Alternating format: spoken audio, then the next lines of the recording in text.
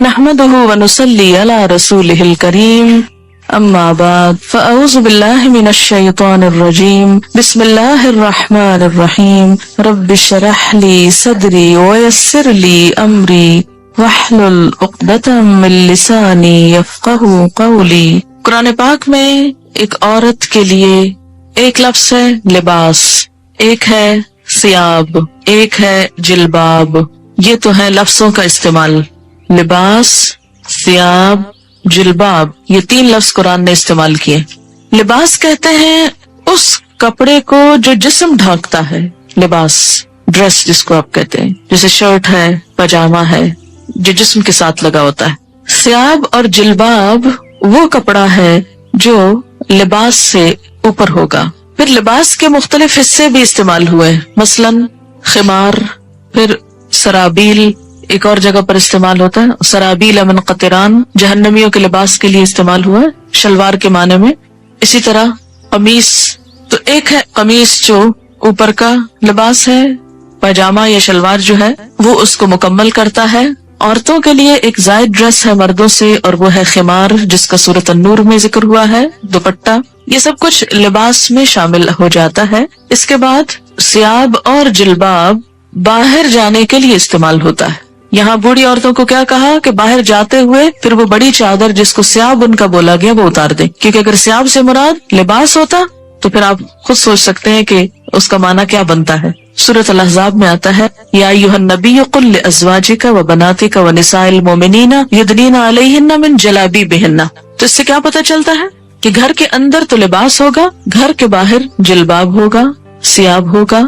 کچھ زینت ایسی ہے کہ جو گھر کے اندر چھپانی ہوگی اس کو ستر بولتے ہیں، جو ایک عورت عورت کے سامنے یا ایک مرد مرد کے سامنے چھپاتا ہے، یا ایک عورت اپنے محرم رشتہ داروں کے سامنے چھپاتی ہے یا کچھ نامحرم رشتہ داروں کے سامنے، اور ایک حجاب ہے جو غیر محرم لوگوں کے سامنے استعمال کیا جاتا ہے۔ یہ ہے خلاصہ اس حکم کا جو ایک عورت کو اپنے جسم کی حفاظت کے لیے قرآن پاک میں دیا گیا ہے۔ پہلی چیز کیا ہے یہ سمجھ لیجئے کہ لباس کس کا نام ہے، ثیاب کس کا نام ہے، حجاب کس کو کہتے ہیں، کیونکہ حجاب کا لفظ بھی آتا ہے، یعنی لفظ حجاب بھی استعمال ہوا ہے۔ حجاب کہتے ہیں پردے، آڑ، اوٹ کو۔ سورۃ الاحزاب میں آتا ہے ازواج مطہرات کو حکم دیا گیا وَإِذَا سَأَلْتُمُوهُنَّ مَتَاعًا فَاسْأَلُوهُنَّ مِنْ وَرَاءِ حِجَاب، جب تم ان سے کوئی چیز مانگو تو حجاب کے پیچھے سے مانگو۔ تو حجاب ضروری نہیں کہ جسم پر ہو، حجاب کا لفظ جسم کے لیے بھی استعمال ہو سکتا ہے، جسم کے اوپر کپڑے کے لیے، یا آڑ یا اوٹ کی بات ہے، مثلا دروازے کے اوپر جو پردہ لٹکا ہوا ہے، یا کسی بھی ایسی جگہ پر کہ جو عورتوں کے بیٹھنے کی جگہ ہے جس کے پیچھے وہ چھپ کر بیٹھی ہوئی۔ حجابہ کا مطلب ہوتا ہے چھپنا۔ یا بنی آدم، اے آدم کی اولاد۔ بنی ویسے تو ابن سے ہے اور اس کی جمع بنین ہے، اور مضاف ہونے کی وجہ سے نون اڑ گیا ہے تو بنی آدمہ رہ گیا بنین آدمہ کی بجائے، لیکن مراد اس سے مرد اور عورتیں سبھی ہیں۔ جب بنی آدم کہا جاتا ہے یا جیسے بنی اسرائیل کہا جاتا ہے تو اس سے مراد بنی اسرائیل کے صرف مرد نہیں عورتیں بھی ہیں، تو یہاں بھی بنی آدم سے مراد مرد و عورت دونوں ہیں۔ اے آدم کے بچوں، اے آدم کی اولاد، اے انسانوں، قد انزلنا علیکم لباسا، یقیناً ہم نے تم پر لباس اتارا ہے۔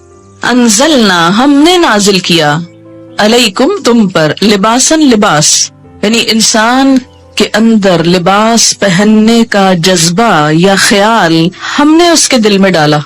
اسی لیے حضرت آدم علیہ السلام اور حضرت حوا کا جب شاہی لباس اترا، جنت کا لباس، تو کیا ہوا؟ فوراً ہی پتوں سے اپنے آپ کو ڈھانپنے لگے۔ تو یہ کیا تھا؟ وہی الہام یا وہی جبلت جس پر انسان پیدا ہوا ہے۔ قد انزلنا علیکم لباسا، ہم نے تم پر لباس اتارا ہے، یواری سوآتکم، جس کا مقصد کیا ہے؟ یواری، جو چھپاتا ہے، سوآتکم، تمہارے جسم کے قابل شرم حصوں کو، تمہاری شرم گاہوں کو۔ سوآت سوآتن سے ہے، لاش کے لیے بھی لفظ پیچھے استعمال ہوا ہے۔ سو اس کا مادہ ہے روٹ، جس کا مطلب ہی برا ہے، برائی۔ وریشا، اور زینت۔ ریش عربی میں پرندے کے پر کو کہتے ہیں، ریشتن فیدر کے لیے استعمال ہوتا ہے۔ پرندے عموماً اپنے پروں کی وجہ سے ہی پہچانے جاتے ہیں، اور یہ پر ان کے لیے پہچان کے علاوہ خوبصورتی کا ذریعہ بھی ہیں. اسی لیے ریشہ کا ترجمہ زینت کیا گیا ہے. زینت کے علاوہ پر حفاظت کا ذریعہ بھی ہیں، گرمی سردی سے بچاؤ کا ذریعہ بھی. تو یہاں پر لباس کے 2 مقاصد بتائے گئے.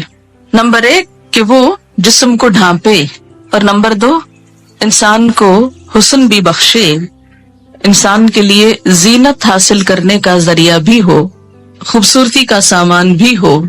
عموماً ہمارے ہاں یہ تصور پایا جاتا ہے کہ اگر کوئی شخص نیک ہے، پارسا ہے، تو اسے کھدر کا لباس پہننا چاہیے، یا بے ڈھنگا لباس ہونا چاہیے، یا اس کے ساتھ خوبصورتی کا کوئی تعلق نہیں. قرآن کی یہ آیت اس تصور کی تردید کرتی ہے. اگرچہ یہ ضرور ہے کہ لباس سادہ ہو، کمفرٹیبل ہو، انسان اسے پہن کر کام کر سکے، لیکن یہ نہیں کہا گیا کہ وہ دیکھنے والے کی شخصیت کو بدنما کر دے. جہاں تک یواری سوآتکم کا تعلق ہے تو لباس کی 2 چیزیں بتائی گئیں کہ وہ شفاف نہ ہو، وصاف نہ ہو. شفاف کا مطلب کیا ہے؟ ٹرانسپیرنٹ نہ ہو، یواری چھپائے. اگر کوئی لباس جسم کو چھپاتا نہیں، یواری کی صفت پوری نہیں کرتا، تو وہ بھی اسلامی لباس نہیں. اور دوسرا وصاف نہ ہو. وصاف کا کیا مطلب؟ اتنا ٹائٹ نہ ہو کہ جس سے جسم کے اعضاء الگ الگ نظر آنے لگے. نہ مردوں کے لیے یہ پسندیدہ ہے اور نہ ہی عورتوں کے لیے. اب آپ دیکھیں کہ یہ جو شرط لگائی گئی، یواری، جو چھپائے. اب ذرا سب اپنے اپنے لباس کو دیکھیں، کہیں آپ کا جسم جھلک تو نہیں رہا. دیکھیں نا، خود کو نہیں دیکھ سکتے، خود کو نہیں دیکھ سکتے. شرم، اپنے آپ سے شرم، تو دوسروں سے شرم نہیں آتی، اور اس سے بڑھ کر اللہ سے نہیں آتی. ہم مسلمان ہیں، ہم اس وقت سب سے زیادہ مقدس محفل میں بیٹھے ہوئے ہیں. اگر اس محفل میں بیٹھ کر اللہ کا حکم پورا نہیں کر سکتے، کہاں کریں گے؟ فطرت میں ہے نا، اس لیے ابھی دین سے نہیں پوچھیں، فطرت سے پوچھیں. تو میں نے آپ سے کہا تھا کہ ہم سب اس آیت کی روح سے خود کو پرکھتے. آپ نے کہا خود کو نہیں دیکھ سکتے. اب اس طرح کریں کہ ہر ایک اپنے سے دائیں طرف بیٹھے ہوئے شخص سے کہے کہ وہ اس کو دیکھے. ہر شخص پہلے اپنے دائیں طرف والے سے پوچھے، یعنی پیئرز میں ہو جائیں نا، 2 ہو جائیں، پھر اس کے بعد ہر 2 شخص ہو جائیں، اور پھر دونوں ایک دوسرے کا لباس دیکھیں ذرا. اور کیا دیکھ کر بتائیں گے کہ کیا آپ کا جسم اس سے جھلک رہا ہے یا نہیں. یہ دین، ابھی دین کی بات نہیں ہو رہی، یہ فطرت کی بات ہو رہی ہے نا. دیکھیں، آپ کے جو ماں باپ تھے سب سے پہلے والے، آدم اور حوا، ان کو کسی نے سکھایا تھا؟ کسی نے نہیں بتایا، لیکن پیور تھے نا. تو باوجود اس کے کہ شیطان کے حملے کا شکار ہو چکے تھے، لیکن جو ہی شیطان نے ایک حملہ کیا، دوسرا نہ کرنے دیا، اپنے آپ کو ڈھانپ لیا فوراً. دیر ہی نہیں لگائی، مشورہ بھی نہیں کیا کہ ڈھانکے گئے ایسے ہی پھرتے رہے، کون ہے تیسرا یہاں. وہ یہ کہہ سکتے تھے نا کوئی تیسرا تو ہے نہیں، اور وہ تو آپس میں شوہر اور بیوی تھے، ان کا کیا پردہ. کوئی وحی نہیں آئی تھی کہ جسم ڈھانپو. وہ تو کیا ہوا، آ کے شاہی لباس اتروائے گئے. پھر آپ دیکھیں کہ آپ میں سے کچھ لوگ سوچ رہے ہوں گے کہ تو ہم عورتوں میں بیٹھے ہیں، کیا فرق پڑتا ہے. لیکن کیا ہم یہ لباس صرف عورتوں میں پہنتے ہیں یا باہر بھی، جہاں آدمی ہوتے ہیں سڑک وغیرہ، گاڑی میں، وین میں، ڈرائیور، دوسرے تیسرے، ان کے سامنے بھی. اور پھر تیسری چیز یہ کہ اسلام کی روح سے نہ پوچھیے نہ بتائیے، صرف فطرت کے اعتبار سے پوچھیے کہ گھٹنوں سے اوپر کا حصہ جو ہے نا، یہ خاص طور پر قابل شرم ہے نا، جس کو ران بولتے ہیں، اوپر کا حصہ، ٹانگ کے اوپر کا حصہ جو ہے. آپ دیکھیں کہ کیا یہ عورتوں کو بھی دکھانا چاہیے؟ نہیں، عورتوں کو بھی نہیں دکھا سکتے. پنڈلیوں کی حد تک خیر ہے، لیکن گھٹنا میں نی، جو نیز ہے آپ کے، اس سے اوپر عورت بھی نہیں دیکھ سکتی. اسی طرح پیٹ، کمر، یہ حصے.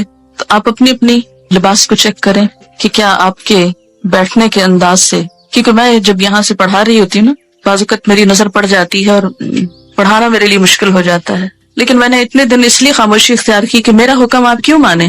میں آپ پہ داروغہ نہیں بنا کے بھیجی گئی. معلم تو ہو سکتی ہوں لیکن داروغہ نہیں، پولیس مین کا کردار نہیں. جو اللہ سے نہ ڈرے وہ مجھ سے کیا ڈرے گا. اگر مجھ سے ڈریں بھی تو آپ کو تو کوئی فائدہ ہی نہیں، کوئی ثواب ہی نہیں. ثواب تو اللہ سے ڈرنے کا ہوگا. کتنا کپڑا لگ جائے گا، یا کیا ایسا مٹیریل اویلیبل نہیں، اگر نہیں تو اویلیبل کر لینا چاہیے، یا اس کے اوپر کچھ اور پہن لینا چاہیے جس سے وہ ڈھک جائے. کیونکہ بخاری اور مسلم کی حدیث ہے، صنفان من اہل النار لم ارہما آگ میں جانے والوں کے دو گروہ جنہیں میں نے نہیں دیکھا. ایک گروہ ان میں سے مردوں کے بارے میں ہے, ظالم حکمرانوں کے بارے میں ہے, اور دوسرا عورتوں کے بارے میں ہے. حدیث کے الفاظ ہیں, یہ میرے الفاظ نہیں کہ مت سوچیں کہ آپ یہ کیسی باتیں کر رہی ہیں اور ہم کو یہ ڈرا رہی ہیں اور یہ کہہ رہی ہوں. میں تو کوئی حیثیت نہیں رکھتی کہ آپ کو کچھ بھی کہوں.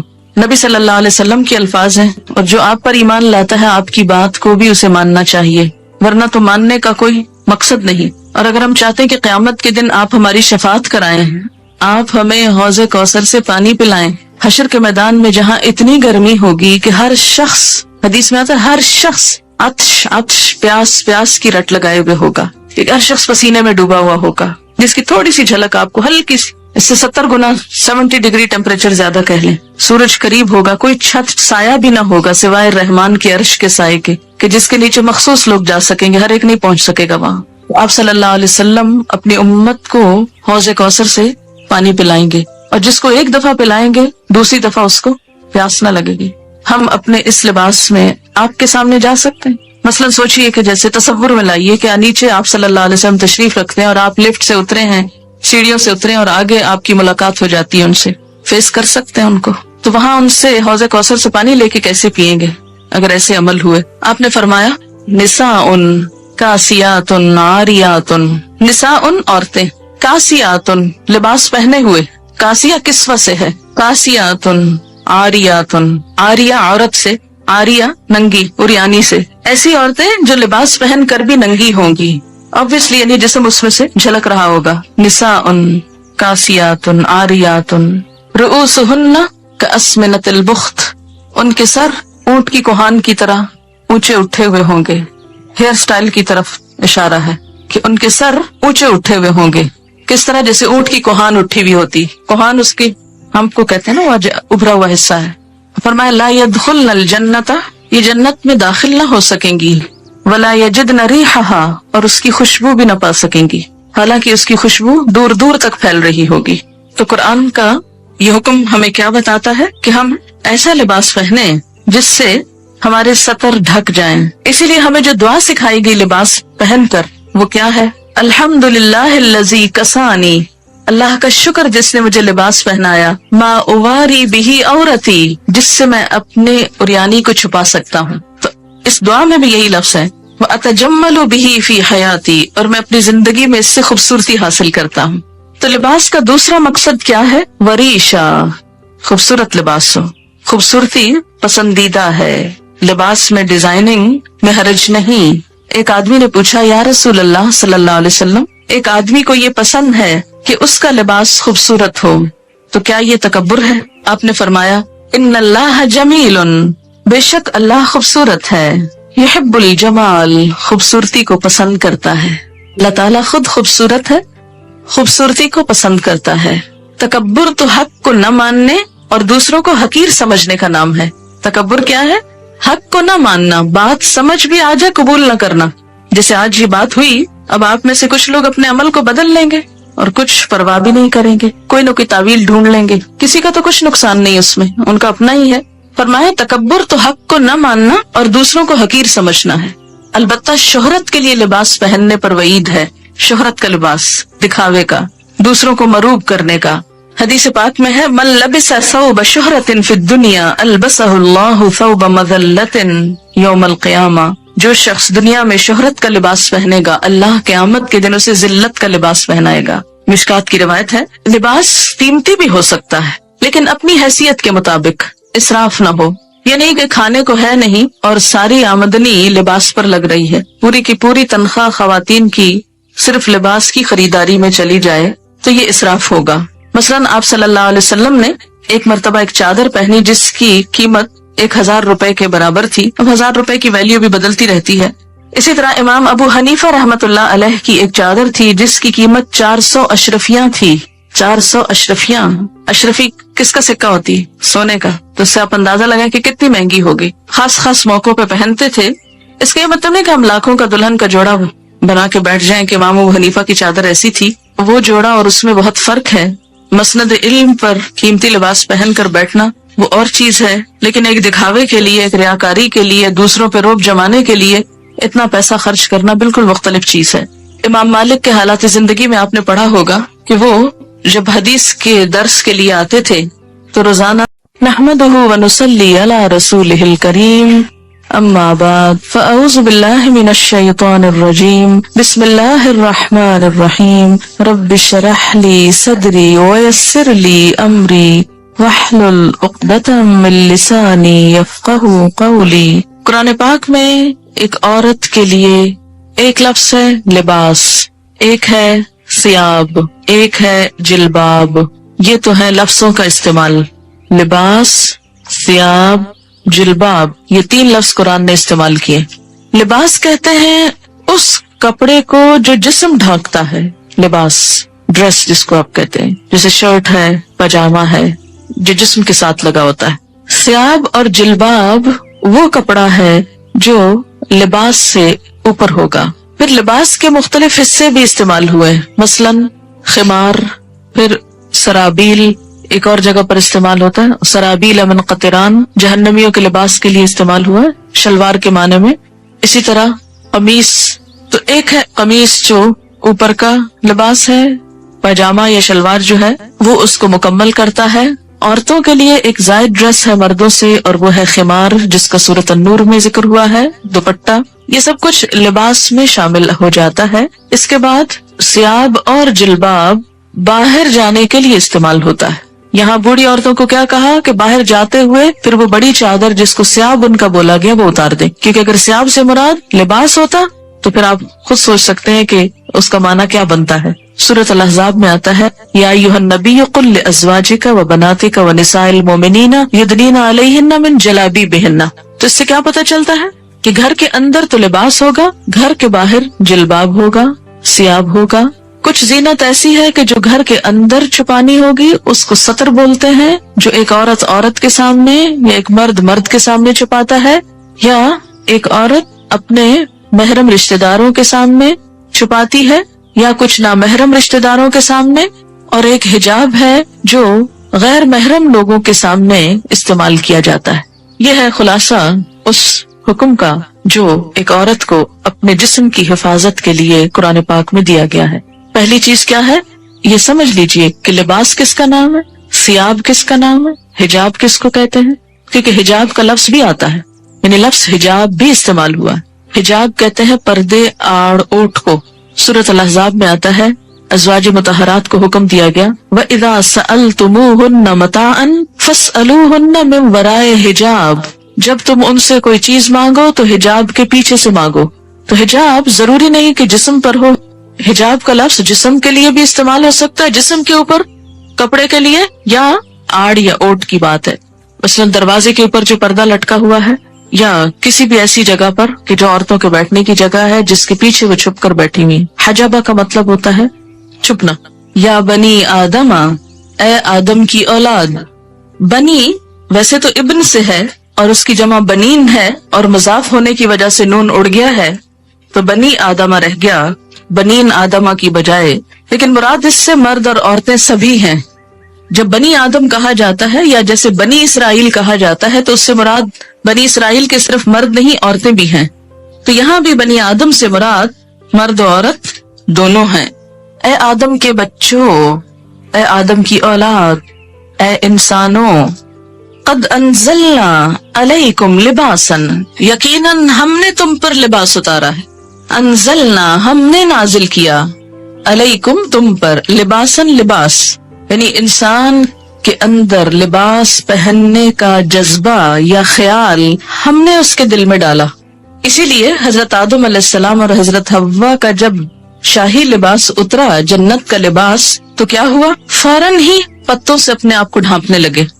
تو یہ کیا تھا؟ وہی الہام یا وہی جبلت جس پر انسان پیدا ہوا ہے۔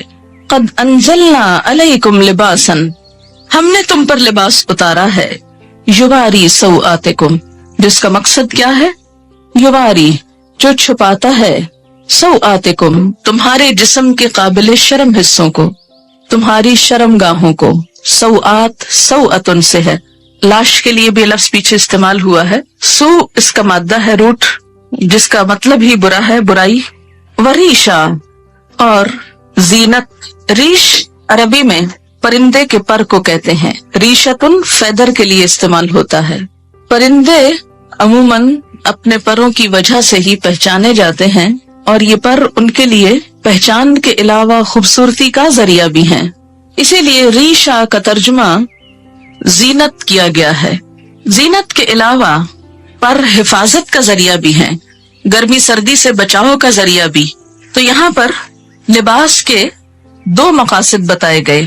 نمبر 1 کہ وہ جسم کو ڈھانپے، اور نمبر 2 انسان کو حسن بھی بخشے، انسان کے لیے زینت حاصل کرنے کا ذریعہ بھی ہو، خوبصورتی کا سامان بھی ہو. عموماً ہمارے ہاں یہ تصور پایا جاتا ہے کہ اگر کوئی شخص نیک ہے، پارسا ہے، تو اسے کھدر کا لباس پہننا چاہیے یا بے ڈھنگا لباس ہونا چاہیے، یا اس کے ساتھ خوبصورتی کا کوئی تعلق نہیں.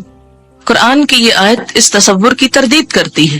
اگرچہ یہ ضرور ہے کہ لباس سادہ ہو، کمفرٹیبل ہو، انسان اسے پہن کر کام کر سکے، لیکن یہ نہیں کہا گیا کہ وہ دیکھنے والے کی شخصیت کو بدنما کر دے.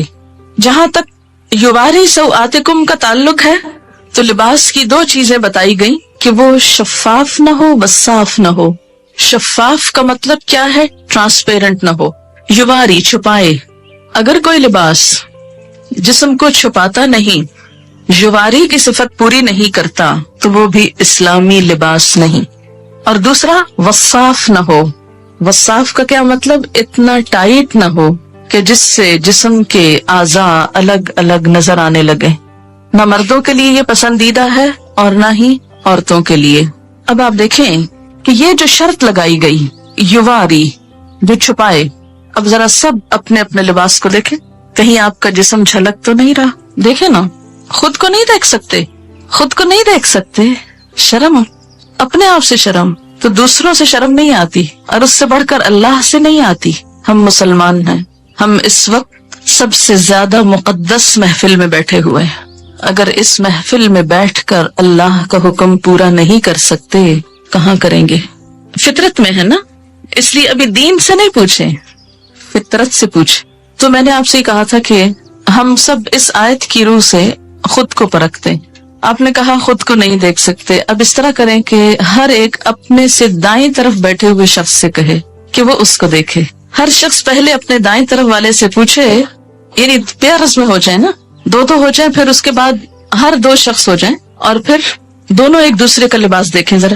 اور کیا دیکھ کر بتائیں گے کہ کیا آپ کا جسم اس سے جھلک رہا ہے یا نہیں. یہ دین، ابھی دین کی بات نہیں ہو رہی، یہ فطرت کی بات ہو رہی ہے نا. دیکھیں آپ کے جو ماں باپ تھے سب سے پہلے والے، آدم اور حوا، ان کو کسی نے سکھایا تھا؟ کسی نے نہیں بتایا، لیکن پیور تھے نا. تو باوجود اس کے کہ شیطان کے حملے کا شکار ہو چکے تھے، لیکن جو ہی شیطان نے ایک حملہ کیا دوسرا نہ کرنے دیا، اپنے آپ کو ڈھانپ لیا فوراً. دیر ہی نہیں لگائی، مشورہ بھی نہیں کیا کہ ڈھانکے گئے ایسے ہی پھرتے رہے، کون ہے تیسرا یہاں. وہ یہ کہہ سکتے تھے نا کوئی تیسرا تو ہے نہیں، اور وہ تو آپس میں شوہر اور بیوی تھے، ان کا کیا پردہ. کوئی وحی نہیں آئی تھی کہ جسم ڈھانپو. وہ تو کیا ہوا، آ کے شاہی لباس اتروائے گئے. پھر آپ دیکھیں کہ آپ میں سے کچھ لوگ سوچ رہے ہوں گے کہ تو ہم عورتوں میں بیٹھے ہیں، کیا فرق پڑتا ہے. لیکن کیا ہم یہ لباس صرف عورتوں میں پہنتے ہیں یا باہر بھی، جہاں آدمی ہوتے ہیں سڑک وغیرہ، گاڑی میں، وین میں، ڈرائیور، دوسرے تیسرے، ان کے سامنے بھی. اور پھر تیسری چیز یہ کہ اسلام کی روح سے نہ پوچھئے نہ بتائیے، صرف فطرت کے اعتبار سے پوچھئے کہ گھٹنوں سے اوپر کا حصہ جو ہے نا، یہ خاص طور پر قابل شرم ہے نا، جس کو ران بولتے ہیں، اوپر کا حصہ، ٹانگ کے اوپر کا حصہ جو ہے. آپ دیکھیں کہ کیا یہ عورتوں کو بھی دکھانا چاہیے؟ نہیں، عورتوں کو بھی نہیں دکھا سکتے. پنڈلیوں کی حد تک خیر ہے، لیکن گھٹنا میں نی، جو نیز ہے آپ کے، اس سے اوپر عورت بھی نہیں دیکھ سکتی. اسی طرح پیٹ، کمر، یہ حصے. تو آپ اپنی اپنی لباس کو چیک کریں کہ کیا آپ کے بیٹھنے کے انداز سے، کیونکہ میں جب یہاں سے پڑھا رہی ہوتی ہوں نا، بعض اوقات میری نظر پڑ جاتی ہے اور پڑھانا میرے لیے مشکل ہو جاتا ہے. لیکن میں نے اتنے دن اس لیے خاموشی اختیار کی کہ میرا حکم آپ کیوں مانے. میں آپ پہ داروغہ نہیں بنا کے بھیجی گئی. معلم تو ہو سکتی ہوں لیکن داروغہ نہیں، پولیس مین کا کردار نہیں. جو اللہ سے نہ ڈرے وہ مجھ سے کیا ڈرے گا. اگر مجھ سے ڈرے بھی تو آپ کو تو کوئی فائدہ ہی نہیں، کوئی ثواب ہی نہیں. ثواب تو اللہ سے ڈرنے کا ہوگا. کتنا کپڑا لگ جائے گا، یا کیا ایسا مٹیریل اویلیبل نہیں؟ اگر نہیں تو اویلیبل کر لینا چاہیے یا اس کے اوپر کچھ اور پہن لینا چاہیے جس سے وہ ڈھک جائے. کیونکہ بخاری اور مسلم کی حدیث ہے صنفان من اہل النار لم ارہما، آگ میں جانے والوں کے دو گروہ جنہیں میں نے نہیں دیکھا. ایک گروہ ان میں سے مردوں کے بارے میں ہے، ظالم حکمرانوں کے بارے میں ہے، اور دوسرا عورتوں کے بارے میں ہے. حدیث کے الفاظ ہیں، یہ میرے الفاظ نہیں کہ مت سوچیں کہ آپ یہ کیسی باتیں کر رہی ہیں اور ہم کو یہ ڈرا رہی ہیں اور یہ کہہ رہی ہوں. میں تو کوئی حیثیت نہیں رکھتی کہ آپ کو کچھ بھی کہوں. نبی صلی اللہ علیہ وسلم کے الفاظ ہیں، اور جو آپ پر ایمان لاتا ہے آپ کی بات کو بھی اسے ماننا چاہیے، ورنہ تو ماننے کا کوئی مقصد نہیں. اور اگر ہم چاہتے ہیں کہ قیامت کے دن آپ ہماری شفاعت کرائیں، آپ ہمیں حوض کوثر سے پانی پلائیں، حشر کے میدان میں جہاں اتنی گرمی ہوگی کہ ہر شخص، حدیث میں آتا ہے ہر شخص عطش پیاس کی رٹ لگائے ہوئے ہوگا، ہر شخص پسینے میں ڈوبا ہوا ہوگا، جس کی تھوڑی سی جھلک آپ کو ہلکی سی، اس سے 70 گنا 70 ڈگری ٹیمپریچر زیادہ کہہ لیں. سورج قریب ہوگا، کوئی چھت سایہ بھی نہ ہوگا سوائے رحمان کے عرش کے سائے کے، کہ جس کے نیچے مخصوص لوگ جا سکیں گے، ہر ایک نہیں پہنچ سکے گا وہاں. آپ صلی اللہ علیہ وسلم اپنی امت کو حوض کوثر سے پانی پلائیں گے، اور جس کو ایک دفعہ پلائیں گے دوسری دفعہ اس کو پیاس نہ لگے گی. ہم اپنے اس لباس میں آپ کے سامنے جا سکتے ہیں. مثلا سوچئے کہ جیسے تصور میں لائیے کہ نیچے آپ صلی اللہ علیہ وسلم تشریف رکھتے ہیں اور آپ لفٹ سے اترے ہیں، سیڑھیوں سے اترے اور آگے آپ کی ملاقات ہو جاتی ہے، ان سے فیس کر سکتے ہیں ان کو، تو وہاں ان سے حوض کوثر سے پانی لے کے کیسے پیئیں گے اگر ایسے عمل ہوئے. آپ نے فرمایا نساء کاسیات عاریات، نساء عورتیں، کاسیات لباس پہنے ہوئے، کاسیہ کسوہ سے ہے، کاسیات عاریات، عاریہ عورت سے، عاریہ ننگی عریانی سے، ایسی عورتیں جو لباس پہن کر بھی ننگی ہوں گی، obviously یعنی جسم اس میں سے جھلک رہا ہوگا. نساء کاسیات عاریات رؤوسہن کاسمنۃ البخت، ان کے سر اونٹ کی کوہان کی طرح اونچے اٹھے ہوئے ہوں گے. ہیئر سٹائل کی طرف اشارہ ہے کہ ان کے سر اونچے اٹھے ہوئے ہوں گے. کس طرح؟ جیسے اونٹ کی کوہان اٹھی ہوئی ہوتی، کوہان اس کی ہم کو کہتے ہیں نا وہ ابھرا ہوا حصہ ہے. فرمایا لا يدخلن الجنت، یہ جنت میں داخل نہ ہو سکیں گی، ولا یجدن ریحھا، اور اس کی خوشبو بھی نہ پا سکیں گی، حالانکہ اس کی خوشبو دور دور تک پھیل رہی ہوگی. تو قرآن کا یہ حکم ہمیں کیا بتاتا ہے کہ ہم ایسا لباس پہنیں جس سے ہمارے سطر ڈھک جائیں. اسی لیے ہمیں جو دعا سکھائی گئی لباس پہن کر وہ کیا ہے؟ الحمدللہ الذی کسانی، اللہ کا شکر جس نے مجھے لباس پہنایا، ما اواری بہی عورتی، جس سے میں اپنے عریانی کو چھپا سکتا ہوں. تو اس دعا میں بھی یہی لفظ ہے، واتجمل بہی فی حیاتی، اور میں اپنی زندگی میں اس سے خوبصورتی حاصل کرتا ہوں. تو لباس کا دوسرا مقصد کیا ہے؟ وریشا، خوبصورت لباس ہو. خوبصورتی پسندیدہ ہے، لباس میں ڈیزائننگ میں حرج نہیں. ایک آدمی نے پوچھا یا رسول اللہ صلی اللہ علیہ وسلم، ایک آدمی کو یہ پسند ہے کہ اس کا لباس خوبصورت ہو، تو کیا یہ تکبر ہے؟ آپ نے فرمایا ان اللہ جمیل، بے شک اللہ خوبصورت ہے، یحب الجمال، خوبصورتی کو پسند کرتا ہے. اللہ تعالیٰ خود خوبصورت ہے، خوبصورتی کو پسند کرتا ہے. تکبر تو حق کو نہ ماننے اور دوسروں کو حقیر سمجھنے کا نام ہے. تکبر کیا ہے؟ حق کو نہ ماننا، بات سمجھ بھی آ جائے قبول نہ کرنا. جیسے آج یہ بات ہوئی، اب آپ میں سے کچھ لوگ اپنے عمل کو بدل لیں گے اور کچھ پرواہ بھی نہیں کریں گے، کوئی نہ کوئی تعویل ڈھونڈ لیں گے. کسی کا تو کچھ نقصان نہیں اس میں، ان کا اپنا ہی ہے.